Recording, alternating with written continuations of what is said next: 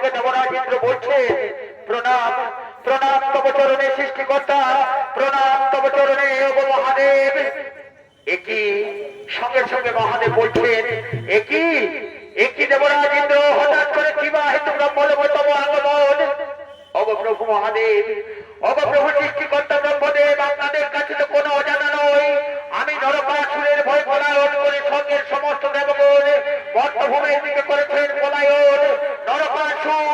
নরকাসুর মাতা অদিতির কুণ্ডল পর্যন্ত ছিনিয়ে নিয়ে গেছে। নরকাসুরকে নিধনের কিছু উপায় বলুন, নতুবা এই স্বর্গরাজ্যে কোনো দেবগণ থাকতে পারছে না। বলুন ব্রহ্মদেব, আপনি তো তাকে বর দিয়েছেন স্বর্গবর্ত পাতালে, তাকে হত্যা করবে কে সেই কথা বলুন। ওগো প্রভু মহাদেব, আমি তাকে বর দিয়েছি স্বর্গবর্ত পাতাল যক্ষ রক্ষ, এমনকি দেবতা দানব কিন্নর কারো হত্যা হবে না তার মরণ, তবে অবশ্যই হবে তার মরণ। আমি তাকে বর দিয়েছি মানব হত্যে হবে তার মরণ। তাই শোনো দেবরাজ ইন্দ্র, অতি শীঘ্রই তোমাকে যেতে হবে বর্তধামে দ্বারকা নগরীতে, যেখানে নারায়ণ মানব জনিতে জন্মগ্রহণ করেছেন, শ্রীকৃষ্ণ রূপে দ্বারকায় বিরাজমান করছেন। সেখানে তোমাকে যেতে হবে।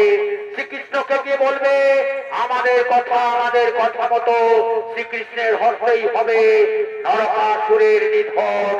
তাই এসো দেবরাজ ইন্দ্র, আমরা আনন্দিত মনে সকলে নিজ নিজ আলোয় ফিরে যাই।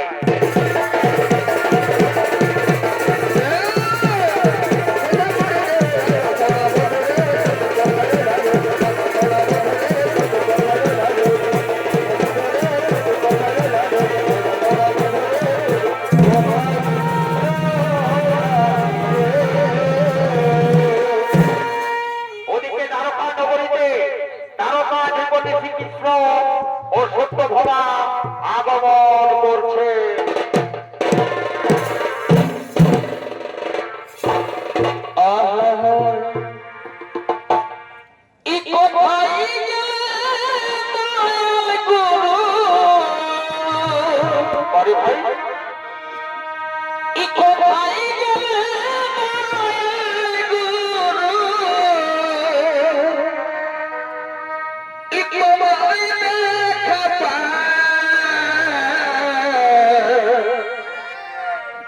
দয়ালি গুরু তুমি বিনা আমার আর কে হবে।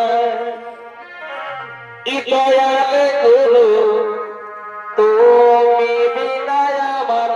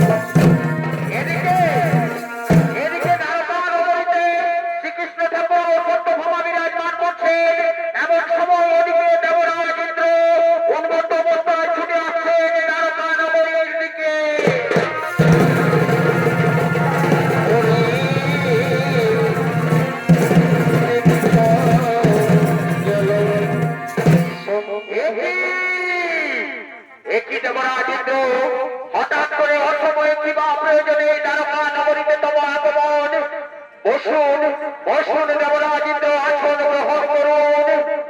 অগপ্রভু অগপ্রভু আসুরের নরকাসুরের অত্যাচারে থাকিতে পারি না বড় সর্বপুরে। নরকাসুরের ভয়ে সর্বপুর থেকে সমস্ত দেববোধ করেছে পলায়ন। অহংকার অসুর অহংকারী নরকাসুর মাতা অদিতির কুণ্ডল পর্যন্ত ছড়িয়ে নিয়ে গেছে। তাই তাই নরকাসুরকে হত্যার আপনার হাতেই রয়েছে। তাই নরকাসুরকে হত্যা করুন প্রভু, নতুবা নতুবা আমরা স্বর্গরাজ্যে কিছুতেই বাঁচতে পারছি না। শোনো শোনো দেবরাজ ইন্দ্র, চিন্তার নাই কোনো কারণ। ফিরে যাও তোমরা নিজ আলোয় আনন্দিত মনে করবার। আমার হস্তে অবশ্যই নরকাসুরের হইবে সংহার। আনন্দিত মনে তোমরা ফিরে যাও সর্বপুরে। আমার হস্তে অবশ্যই নরকাসুরের হবে সংহার। আমার হস্তে অবশ্যই নরকাসুরের হবে সংহার। হে প্রভু হে প্রভু, আপনি যাবেন যুদ্ধক্ষেত্রে, আমিও যাব আপনার সঙ্গে সর্বপুরে। একই তুমি কেন যাবে সর্বপুরে? আমি যাব যুদ্ধক্ষেত্রে, হঠাৎ করে তুমি মোর সঙ্গে কেন যাবে ফিরে? অগপ্রভু, কোন কালে একা হয়নি গজয়ী পুরুষের তরবারি। প্রেরণা দিয়েছে, শক্তি দিয়েছে বিজয় লক্ষ্মী নারী। তাই তো আমিও তোমার সঙ্গে যুদ্ধে সাহায্য করার জন্য আমিও যাব নরকাসুরের যুদ্ধে। ঠিক আছে সত্যভামা, তুমি যখন যেতে চাইছো অবশ্যই আমি তোমাকে নিয়ে যাবো যুদ্ধক্ষেত্রে। চলো ফিরে আমরা যাই অতি শীঘ্র সেই নরকাসুরের রাজ্যে।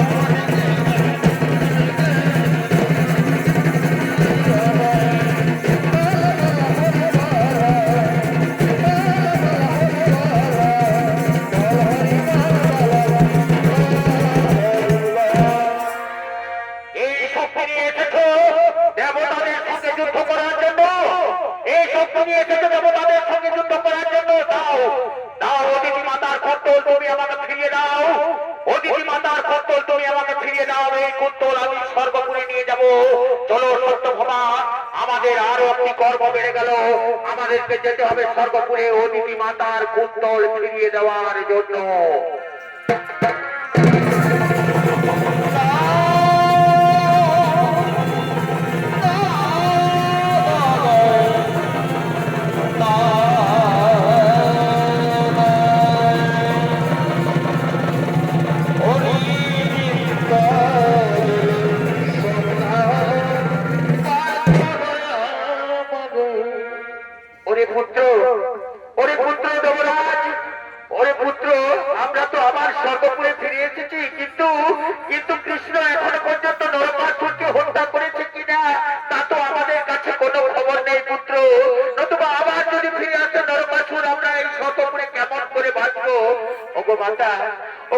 কৃষ্ণ আমায় ভরসা দিয়েছেন, এতক্ষণে অবশ্যই নরকাসুর হয়েছে নিধন।